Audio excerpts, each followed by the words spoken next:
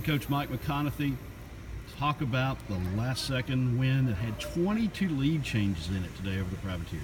Well, we're playing a really talented team, league-leading UNO, coached by Mark Slester, has done a phenomenal job and building his program to the level he has. And we were just put ourselves in a position to where we, every time they would get out ahead of us, somebody on our end would make a shot. I felt like that we had 2 or 3 different swings where Zeke kind of took over, and then Sabri hit a shot whenever they had nailed a 3 to put themselves back up, and then we kept, seesawing back, and that's a remarkable number there of 22 lead changes.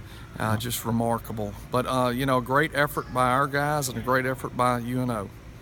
Your team had a really substandard first half Wednesday. Today you beat the league leaders. Talk about the difference. Well, the difference is that they came ready to play. They were on the floor, ready to play. Mentally, they got ready. I thought our staff did a great job of getting them ready to play, and they came out and really competed well. At halftime, we're up 39-37. We come back in, and they score like the first two or three buckets back out. And then from there on in, it seemed like that we kind of locked down and defended and did a really nice job. So really pleased with the effort that we had there, and I thought that they did a great job. But I think it had a lot to do with just, guts of doing the little things, because they are really big and really talented, and they have some really special players that do a great job of finishing the ball around the bucket. It's hard not to point out individual efforts like we had today. Ishmael Lane, another Saturday, another great Saturday, another double-double. Yeah, 12 points and 10 rebounds, and he just missed a little bunny there. Would have given him 14 points in the first half. But the big point about that is, instead of getting frustrated about it, we kept playing, and he came up with some big rebounds, especially down the stretch against those bigger, taller, strong foes, and he did a great job. And Zeke Woodley, what can you say? Well, I'm so happy for him. He hits the first game winner that you told me of his career since high school, and is able to finish it out, and finished it out extremely strong.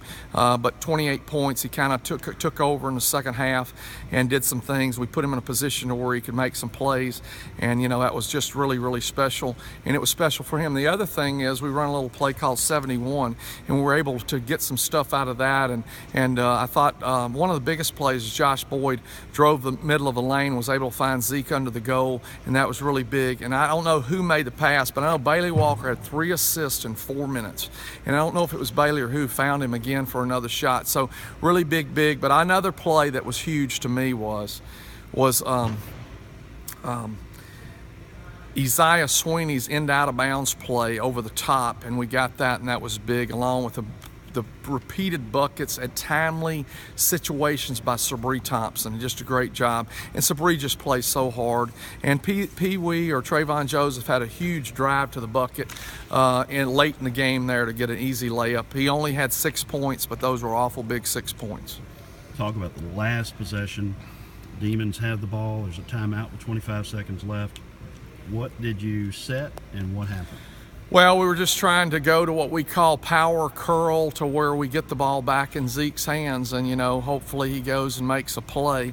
And he made the play. We probably went about 2 seconds too early, because then it would have been 2.3 seconds instead of 4.3.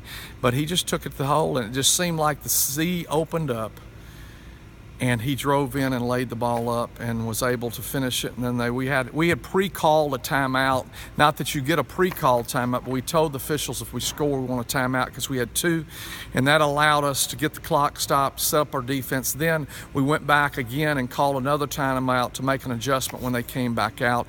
They did come up with a nice-looking shot, and they did a great job. And we didn't cover it as well as I would have liked, but I thought that their execution was excellent to get the ball in the right man's hands. Thomas to kick it over to Gill, and he just missed the shot. But very talented, very good team, and we're just really thankful that our guys came and competed, because this is the kind of games that we should have been winning all year, but should have been, could have been, and would be, or whatever. Didn't happen. But we're going to keep moving and take every game, every possession at a time, and try to get the next one.